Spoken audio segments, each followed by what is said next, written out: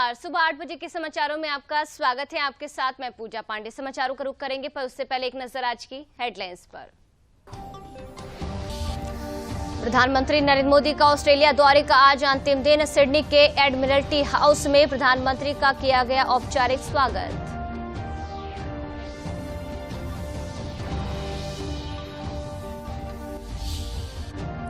पच्चीस मई से शुरू होने वाले खेलो इंडिया गेम्स के आयोजन की मुख्यमंत्री योगी आदित्यनाथ ने की समीक्षा। आयोजन की गुणवत्ता और खिलाड़ियों की सुविधा सुरक्षा पर दिया जोर।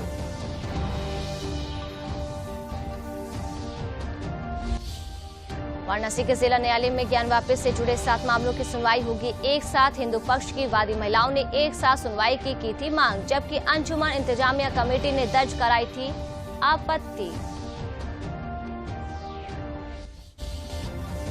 और प्रधानमंत्री किसान सम्मान निधि योजना के विस्तार के लिए चलाया जाएगा विशेष अभियान। 25 मई से 10 जून तक जिला मुख्यालयों में चलने वाले विशेष अभियान कृषि क्षेत्र से जुड़े लंबित मामलों का होगा निराकरण।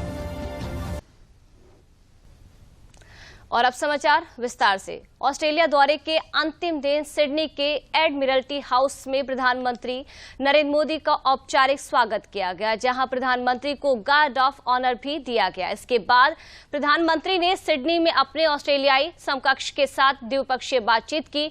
बैठक के दौरान दोनों नेताओं ने विभिन्न द्विपक्षीय वैश्विक मुद्दों पर बातचीत की, जहां प्रधानमंत्री आज ऑस्ट्रेलिया के गवर्नर जनरल समेत तमाम गणमान्य हैं उनसे मुलाकात करेंगे। प्रधानमंत्री अपनी 6 दिवसीय यात्रा के अंतिम चरण में ऑस्ट्रेलिया के दौरे पर हैं और भारत और ऑस्ट्रेलिया के रिश्तों की व्याख्या अब कई नए उदाहरणों से दी गई है, जहां सिडनी के एरिना स्टेडियम में भव्य कार्यक्रम को संबोधित करते हुए प्रधानमंत्री ने कहा कि भारत और ऑस्ट्रेलिया के बीच भौगोलिक दूरी भले ही हो, लेकिन हिंद महासागर हमें आपस में जोड़ता है।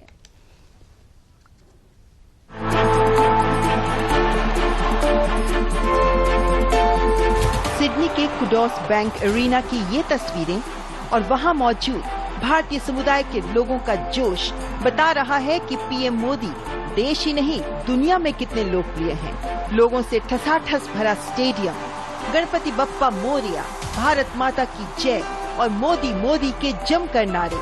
दुनिया के किसी और नेता के लिए ऑस्ट्रेलिया में शायद ही ऐसा कभी हुआ हो।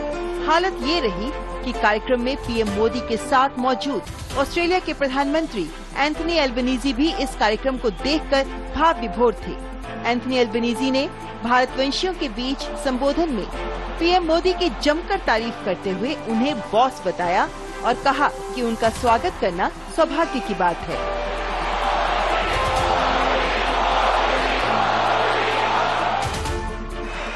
I said to my friend the Prime Minister before, the last time I saw someone on the stage here was Bruce Springsteen, and he didn't get the welcome that Prime Minister Modi has got.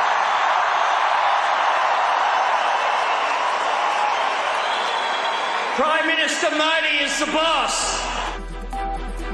Stadium में 20,000 से ज्यादा भारतीयों को संबोधित करते हुए PM ने शुरुआत नमस्ते ऑस्ट्रेलिया से की। पीएम ने ऑस्ट्रेलिया में बसे भारतीयों की जमकर तारीफ की। प्रधानमंत्री ने कहा कि पहले दोनों देशों के संबंधों को 3C कॉमनवेल्थ, क्रिकेट और करी डिफाइन किया जाता था। फिर 3D डायस्पोरा, डेमोक्रेसी और दोस्ती पर आधारित बताया था, और फिर कुछ लोगों ने इसे एनर्जी, इकोनॉमी और एजुकेशन पर आधारित बताया। लेकिन सही मायनों में ऐतिहासिक संबंधों का विस्तार इससे कहीं बड़ा है। भारत और ऑस्ट्रेलिया के ऐतिहासिक संबंधों का विस्तार इससे कहीं ज्यादा बड़ा है। और जानते हैं, इन सारे संबंधों का सबसे बड़ा आधार क्या है? जानते हैं?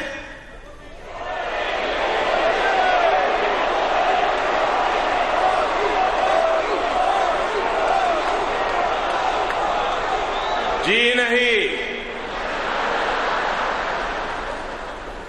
सबसे बड़ा आधार है म्यूचुअल ट्रस्ट और म्यूचुअल रिस्पेक्ट।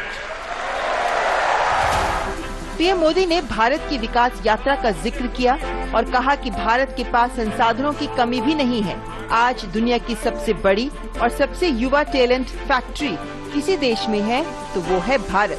पीएम ने कहा कि आज IMF भारत को ग्लोबल इकोनॉमी का ब्राइट स्पॉट मानता है। आज IMF भारत को ग्लोबल इकोनॉमी का ब्राइट स्पॉट मानता है। वर्ल्ड बैंक का विश्वास है कि ग्लोबल हेडविंड्स को अगर कोई चुनौती दे रहा है तो वो भारत है। इस अवसर पर प्रधानमंत्री ने कहा कि भारत मदर ऑफ डेमोक्रेसी है। हम राष्ट्र को एक परिवार के रूप में देखते हैं और विश्व को भी परिवार मानते हैं। भारत ने हमेशा अलग अलग देशों को एकजुट करने के लिए एक बाइंडिंग फोर्स की तरह काम किया है। अभी अभी जब तुर्की में भूकंप ने तबाही मचाई तब भारत ने ऑपरेशन दोस्त के द्वारा मदद का हाथ बढ़ाया। भारत अपने हितों को सबके हितों से जोड़कर देखता है। इस कार्यक्रम को लेकर भारतवंशियों में जबरदस्त उत्साह दिखा। इतना अच्छा माहौल कि बता ही नहीं सकते, शब्दों में बयान नहीं किया जा सकता, इतना अच्छा माहौल था।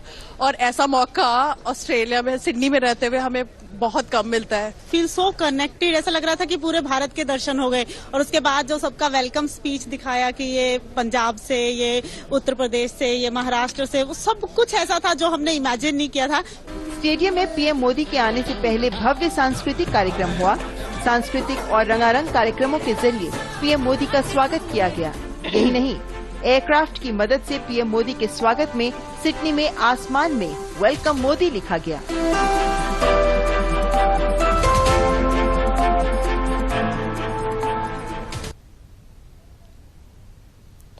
तो उत्तर प्रदेश में पहली बार होने जा रहे खेलो इंडिया यूनिवर्सिटी गेम्स के संदर्भ में मुख्यमंत्री योगी आदित्यनाथ ने तैयारियों की समीक्षा की। उन्होंने राजधानी लखनऊ, गोरखपुर, गौतम बुद्ध नगर तथा वाराणसी में होने वाले आयोजन पर अधिकारियों के साथ चर्चा की, जहां खेलो इंडिया गेम्स का आयोजन 25 मई से 3 जून तक होगा। इस दौरान कार्यक्रम के शुभारंभ समारोह से जुड़ी झांकी भी मुख्यमंत्री को दी गई, जहां खेलो इंडिया यूनिवर्सिटी गेम्स का शुभारंभ 25 मई को लखनऊ में और समापन 3 जून को वाराणसी में होगा।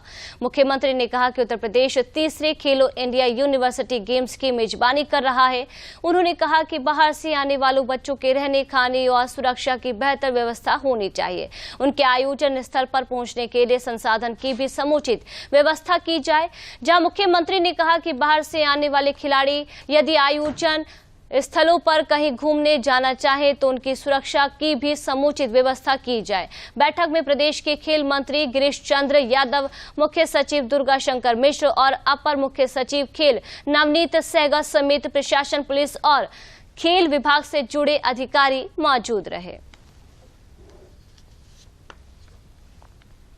वहीं नोएडा में कल से जहां खेलो इंडिया यूनिवर्सिटी गेम्स की कबड्डी से शुरुआत हो गई, तो वहीं वाराणसी को भी 2 खेलों की मेजबानी मिली है, जिसमें योगासन और कुश्ती के आयोजन किए जाएंगे।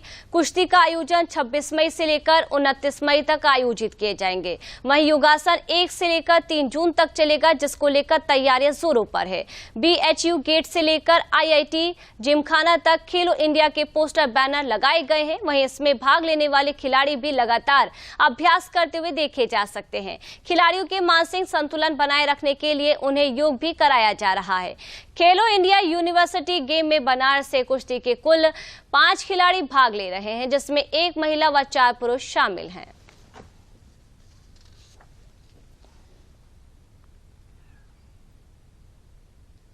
खेलो इंडिया यूनिवर्सिटी गेम जो 26 से 29 कुश्ती का चल रहा है, इसमें पूरे भारत की जो यूनिवर्सिटियां हैं उसमें से बेस्ट ऑफ 8 जो भी पहलवान हैं यूनिवर्सिटी के, वो यहाँ पार्टिसिपेशन कर रहे हैं और इसमें तमाम राष्ट्रीय और अंतर्राष्ट्रीय पहलवान भाग ले रहे हैं। और ये बनारस के लिए गौरव की बात है कि इतनी बड़ी प्रतियोगिता पहली बार हो।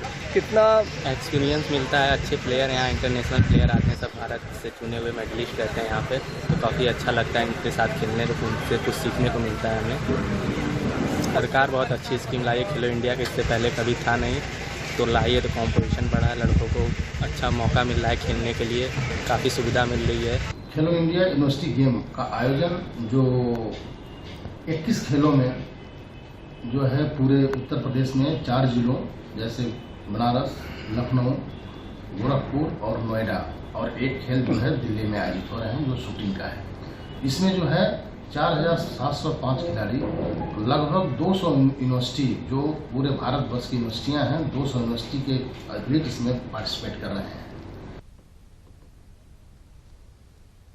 वहीं उन्नाव के पंडित दीनदयाल स्टेडियम में खेलो इंडिया की मशाल रैली यात्रा पहुंची, जहां मौजूद एडीएम खेल कोच सहित जनपद के सभी स्पोर्ट्स बच्चों ने खेलो इंडिया की मशाल टीम के सदस्यों का भव्य स्वागत किया। खेलो इंडिया की टीम को पुष्प गुच्छ के साथ स्मृति चिन्ह भी भेंट किया गया, जहां पंडित दीनदयाल स्टेडियम में बच्चों ने खेलो इंडिया मशाल की टीम के सदस्यों के सामने अपनी अपनी प्रतिभा को दिखाया और लड़कियों ने योग अभ्यास कर अपनी प्रतिभा की प्रस्तुति की। जहां खेलो इंडिया की मशाल को प्रदेश के अलग अलग हिस्सों में टीम बनाकर प्रचार रैली वाहन के साथ भेजा जा रहा है। जहां कल उन्नाव पहुंची खेलो इंडिया मशाल यात्रा अब हमीरपुर जाएगी, जहां 25 तारीख को खेलो इंडिया मशाल यात्रा का समापन होगा।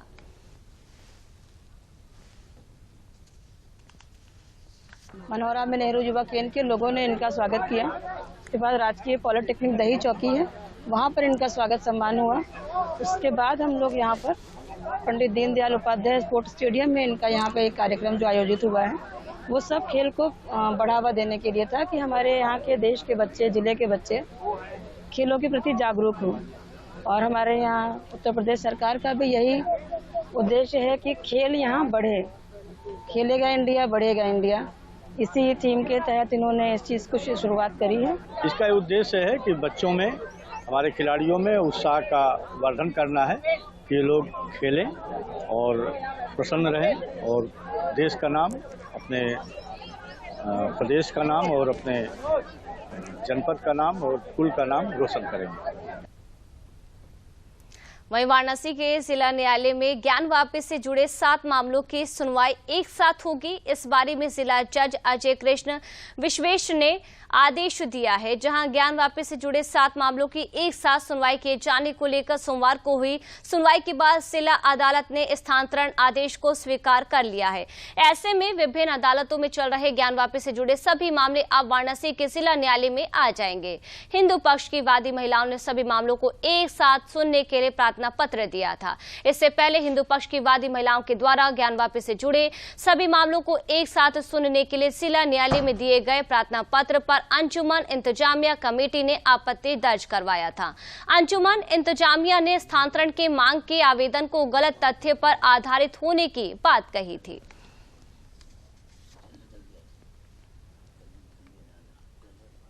फैसला हमारे पक्ष में आया हो, इस फैसले का हम स्वागत करते हैं। हमारी लंबी मांग थी, लंबी सुनवाई हुई न्यायालय में और न्यायालय ने इस चीज़ को महसूस किया कि ये मुकदमे सारे एक कर देने चाहिए, क्योंकि मांग सबकी एक ही है, सारे मुकदमों का नेचर एक है। उसी ज्ञानवापी परिसर की बात हो रही है, जिस ज्ञानवापी परिसर में सर्वे हुआ था, जिस सर्वे में शिवलिंग मिला था, इसलिए न्यायालय को भी लगा है कि नहीं, सारे मुकदमे एक नेचर को होकर अलग अलग चल रहे हैं, ये ठीक नहीं। इसलिए उन्होंने निर्णय लिया है कि सारे मुकदमे एक जगह सुनवाई होगी। इसलिए इस फैसले का हम जोरदार तरीके से स्वागत करते हैं। रह गई बात राखी सिंह वगैरह का जो मामला है 693/21, वो मामला लीडिंग केस के रूप में चलेगा, यानी कि न्यायालय ने भी माना है कि ये मुकदमा जो है, इसी मुकदमा सारे मुकदमों का आधार यही है, यही शिवलिंग जो साक्ष्य में मिला है सारे मुकदमों का आधार है, इसलिए इसको लीडिंग केस बनाया गया है। हम लोग इस फैसले का स्वागत करते हैं।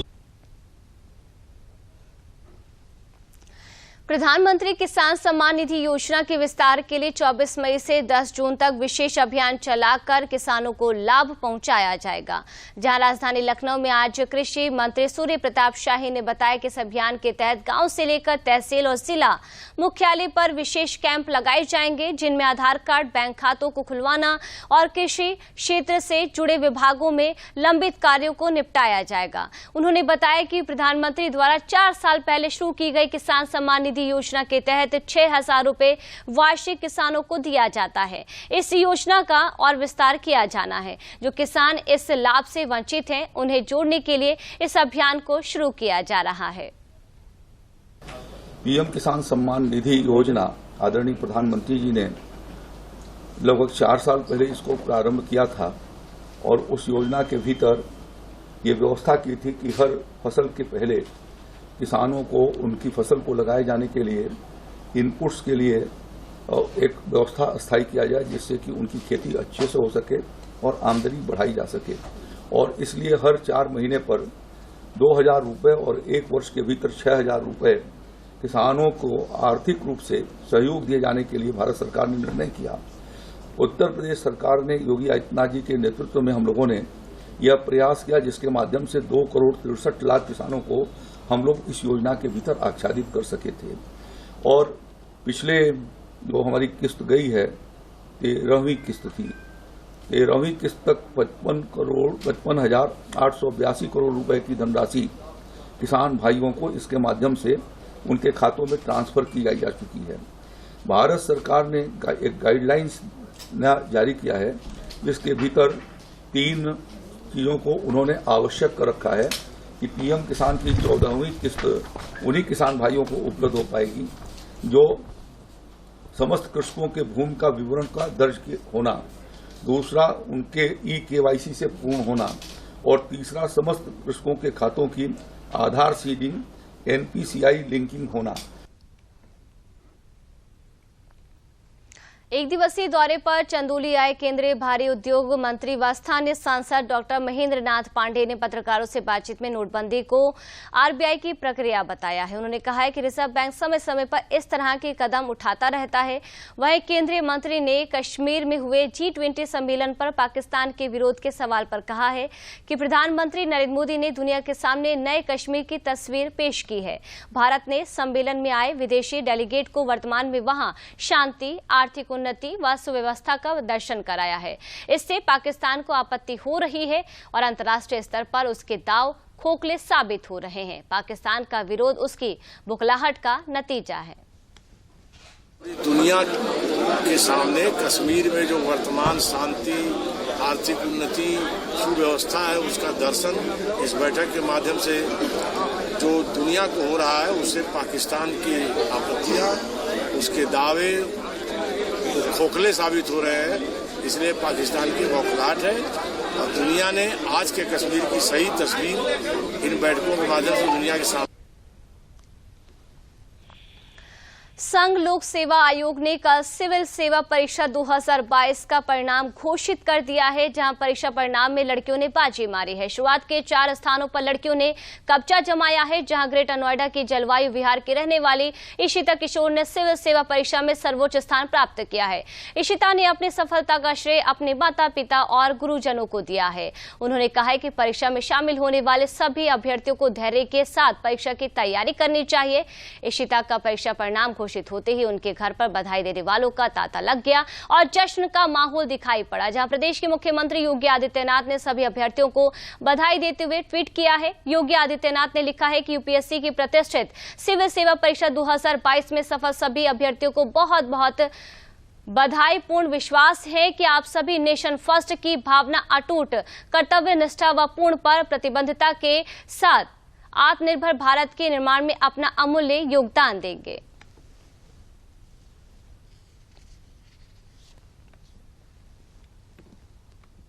आई थिंक ये बहुत लंबी जर्नी है, मेहनत तो बहुत लगती है एंड तीसरा अटेम्प्ट था मेरा, तो 3 साल से बहुत मेहनत की है and it's been a long journey. श्रेय तो बहुत लोग हैं, मतलब कोई भी अकेले सक्सेसफुल नहीं बन पाता है, बहुत लोगों का एफर्ट लगता है, specially my mother and the kind of support system that she was for me and how she made everything easy for me apart. मतलब वो बस कहती थी तुम पढ़ो, बाकी सब मुझ पर छोड़ दो। तो मेरी माँ ही है जिन्होंने सब कुछ किया। बच्चों को मैसेज देना चाहूंगी कि प्लीज बहुत सिंसियरली करें ये एग्जाम एंड मतलब धीरे धीरे अपने स्ट्रेंथ्स और अपने वीकनेसेस पे काम कीजिए, दूसरों से ज्यादा तुलना ना करें।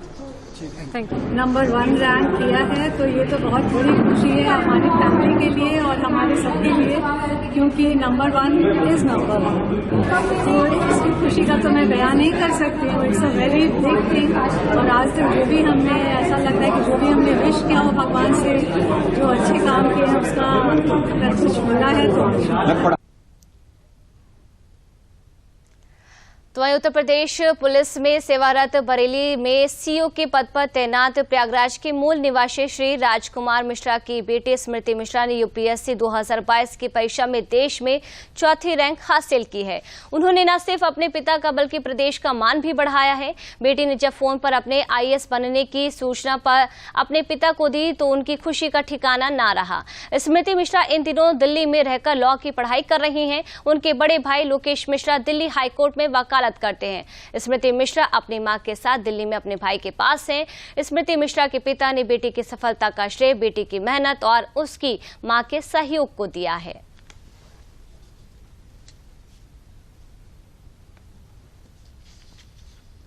शब्दों में बयान नहीं कर सकता। आज मैं बहुत ज़्यादा खुश हूँ, मेरा परिवार पूरा बहुत खुश है और आज का दिन हमारे लिए जो है एक बहुत महत्वपूर्ण दिन है। बिटिया के मेहनत, त्याग और लगन ने जो है इस मुकाम को हासिल किया है उसने। ये हमारे परिवार के लिए और पुलिस परिवार के लिए भी ये बहुत ही गर्व और हर्ष का विषय है। वहीं सिविल सेवा परीक्षा का परिणाम आने के बाद गोंडा की बिटिया ने अपने मां बाप का मान बढ़ाने के साथ साथ जिले का नाम रोशन किया है। गोंडा शहर की निवासिनी वैष्णवी पाल के पिता आदित्य पाल पेशे से व्यवसायी हैं। इनकी माता एक प्राइवेट स्कूल में शिक्षिका हैं। इन्होंने अपनी सफलता का श्रेय परिवार और गुरुजनों को दिया है। इसके साथ ही सफलता के लिए स्टडी को मूल मंत्र बताया है। वैष्णवी पाल ने बताया कि सिविल सेवा परीक्षा में ऑल इंडिया रैंक में उन्हें 62वीं रैंक मिली है। उन्होंने बताया कि कोरोना काल के आने के बाद मैंने घर पर रहकर तैयारी किया। ऐसे में सफलता के लिए सेल्फ प्रिपरेशन और निरंतरता बहुत आवश्यक है। ये आपको किसी भी मुकाम पर पहुंचा सकता है। उन्होंने तैयारी कर रहे छात्रों को संदेश देते हुए खुद से बार बार दोहराया कि सफलता के लिए सेल्फ प्रिपरेशन ही सबसे बेहतर है।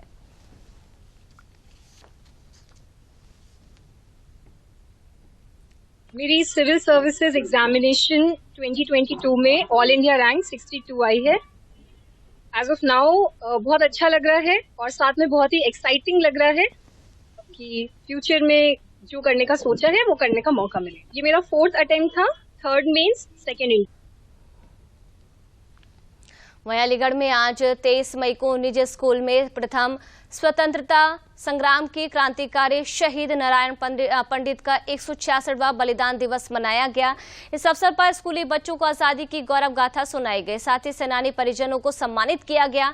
एक गोष्ठी का आयोजन किया गया। इनका जन्म मथुरा जिले के सादाबाद से सैपऊ मार्ग के मध्य गांव खेड़ा के विख्यात लाठा परिवार में हुआ था, जहां 1857 से पूर्व ये परिवार क्रांतिकारी गतिविधियों का केंद्र बन चुका था।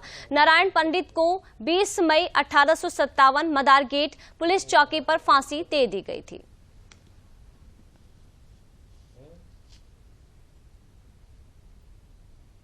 स्कूल में नारायण पंडित बलिदान दिवस का आयोजन हुआ था, जिसमें हमें बहुत सी नॉलेज मिली और ऐसी नॉलेज हमें पहले नहीं पता थी और ऐसे प्रोग्राम हमारे स्कूल में होते रहे जिससे हमें नॉलेज मिले। हर्ष का विषय है कि देश को आजाद करने वाले जो अमर शहीद रहे हैं उसमें से एक प्रमुख हमारे नारायण पंडित जी का बलिदान दिवस है। और उससे ज्यादा खुशी की बात है कि जो नवोदित पीढ़ी है, नई युवा प्रतिभा है, उन लोगों के साथ यह एक कार्यक्रम आयोजित किया है निजी स्कूल में। उन बच्चों ने भी जाना कि क्या क्या चीजें कि देश के अंदर हमारे खासकर इस अलीगढ़ से हुई हैं। अमर शहीदों ने क्या क्या देश को आजाद कराने के लिए बलिदान करा। नारायण पंडित जी की शहादत के दिवस के रूप में आज हमने बलिदान दिवस मनाया। काफी सारे स्वतंत्रता संग्राम सेनानी परिवार के लोग परिवारजन यहाँ उपस्थित रहे। और सबसे ज्यादा हर्ष का विषय है कि जो इतिहास को लोग भूलते जा रहे थे, आजादी के अमृत महोत्सव के तहत जो कार्यक्रम आयोजित हो रहे हैं उसकी वजह से नई बच्चे जो पढ़ने वाले हैं वो सब जानते जा रहे हैं। स्वतंत्रता आंदोलन की शुरुआत अलीगढ़ से हुई थी, ये किसी को भी नहीं मालूम था, बच्चों में किसी को जानकारी नहीं थी। ये जो बहुत सारी बातें आज इन्होंने बताई हैं तो उससे और हम लोग अपने आप को गौरवान्वित महसूस करते हैं कि अलीगढ़ जो है उसका केंद्र बिंदु रखा था उसका और अलीगढ़ से ही शुरुआत हुई थी। संत खुशहाली बाबा एक बहुत बड़ी स्वतंत्रता संग्राम सेनानी थे। उनका उद्देश्य था कि संन्यास के माध्यम से आजादी की लड़ाई कैसे मालूम किया जाए और जगह जगह वो जाते थे, प्रवचन करते थे। संत खुशहाली राम के साथ ही नारायण पंडित जी के नाम से जो मशहूर थे बीचू नारायण जी, तो मंगल पांडे जी से इनकी बहुत अच्छी मित्रता थी। मंगल पांडे जी का ये संदेश लेकर अलीगढ़ आए हुए थे और अलीगढ़ में जो 9वीं बटालियन थी यहाँ पे वो मंगल पांडे जी का संदेश दे रहे थे। और लेकिन उनकी चुगली हो गई चुगली होने के कारण ये हुआ कि रात को इनका कोर्ट मार्शल हुआ और कोर्ट मार्शल के बाद अगले दिन 20 मई 1857 को मदार गेट पुलिस चौकी में सर यामिन को फांसी दे दी गई। वहीं कानपुर नगर के एकमात्र यतीमखाना का संचालन जिला प्रशासन ने बड़ी कार्यवाही करते हुए बंद कर दिया है, जहां 1894 में स्थापित मुस्लिम यतीमखाना का जेजे एक्ट में पंजीकरण नहीं किया गया था। वहीं यतीमखाने के सभी यतीम बच्चों को उनके परिवार के सदस्यों को सुपुर्द कर दिया गया है, जहां जिलाधिकारी विशाख जी ने इस संदर्भ में बताया है कि राष्ट्रीय बाल अधिकार अधिनियम के द्वारा जुवेनाइल जस्टिस एक्ट के सेक्शन 41 के तहत रजिस्टर्ड संस्था द्वारा ही इस प्रकार के बाल गृह संचालित किए जा सकते हैं। इसे यतीमखाना द्वारा मानक पूर्ण नहीं किया गया और जेजे एक्ट के तहत रजिस्ट्रेशन नहीं किया गया है। जेजे एक्ट जब से लागू हुई है उसके सेक्शन 41 के तहत जैसे मैंने कहा है कि रजिस्ट्रेशन उसमें अनिवार्य है और रजिस्ट्रेशन के पूरे प्रोसेस उसमें प्रतिपादित भी है और उसके तहत जितने भी संस्था इस प्रकार बालगृह चलाते हैं तो उनको रजिस्ट्रेशन करना अनिवार्य है। तो इसके संबंध में एनसीपीसीआर के जो एक निरीक्षण भी पूर्व में यहाँ पे हुआ है और उसके बाद भी उनको निर्देशित भी किया है, लेकिन जो रजिस्ट्रेशन से रिलेटेड नॉर्म्स को पूरा न करने की वजह से जो एनसीपीसीआर के डायरेक्शंस के क्रम में कार्रवाई की जा रही है। वहीं बाराबंकी जिले की वन विभाग टीम ने 72 घंटे के रेस्क्यू ऑपरेशन के बाद 2 गांगे डॉल्फिन मछलियों को शारदा नहर से सुरक्षित बचाकर सरयू नदी में डालने का कीर्तिमान बनाया है, जहां सरयू नदी के तेज बहाव में बहकर 2 गांगे डॉल्फिन दीवा स्थित शारदा नहर में आ गई थी, जहां नहर में पानी कम होने की वजह से दोनों डॉल्फिन को जान का खतरा देख वन विभाग की टीम ने लखनऊ स्थित टर्टल सर्वाइवल अलायंस यूनिट से संपर्क कर टीएसए के एक्सपर्ट डॉक्टर शैलेंद्र सिंह और अरुणिमा सिंह ने वन विभाग कर्मियों की मदद से शनिवार को नर डॉल्फिन को रेस्क्यू करने के बाद सोमवार को मादा डॉल्फिन को भी रेस्क्यू कर सरयू नदी में सुरक्षित छोड़ा, जहां बाराबंकी जिले में स्थित सरयू नदी में करीब 400 डॉल्फिन मछलियां हैं, जिनको सुरक्षित रखने के लिए वन विभाग लगातार इन पर नजर बनाए रखता है।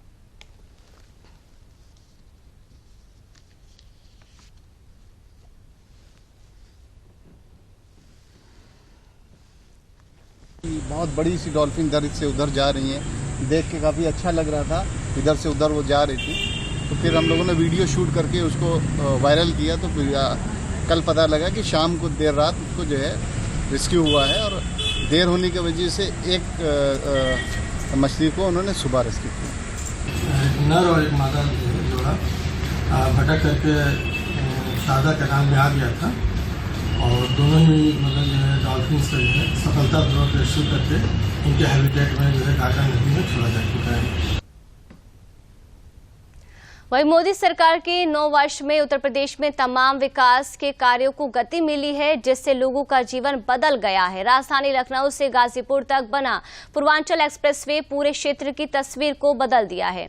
इस एक्सप्रेसवे के बनने के बाद यातायात में सुगमता के साथ ही पूरे क्षेत्र के लोगों को बड़ा लाभ मिल रहा है।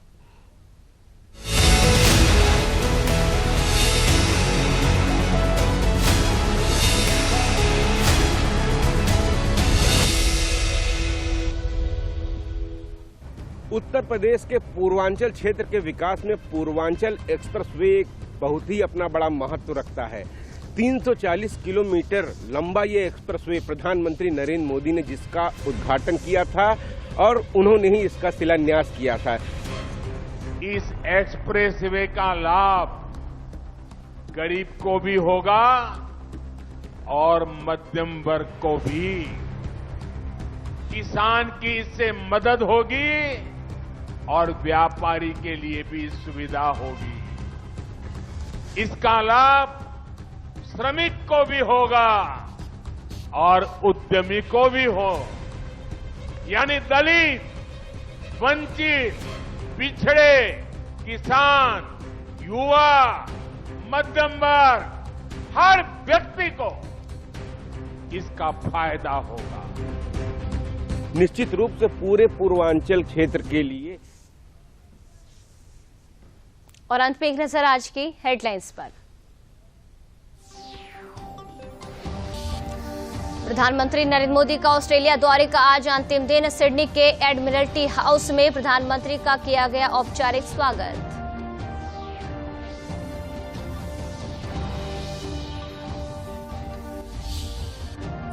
पच्चीस मई से शुरू होने वाले खेलो इंडिया गेम्स के आयोजन की मुख्यमंत्री योगी आदित्यनाथ ने की समीक्षा। आयोजन की गुणवत्ता और खिलाड़ियों की सुविधा सुरक्षा पर दिया जोर।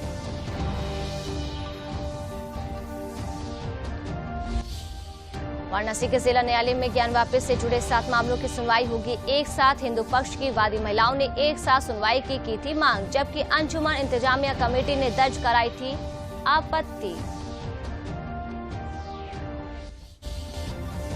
और प्रधानमंत्री किसान सम्मान निधि योजना के विस्तार के लिए चलाया जाएगा विशेष अभियान। 25 मई से 10 जून तक जिला मुख्यालयों में चलने वाले विशेष अभियान कृषि क्षेत्र से जुड़े लंबित मामलों का होगा निराकरण।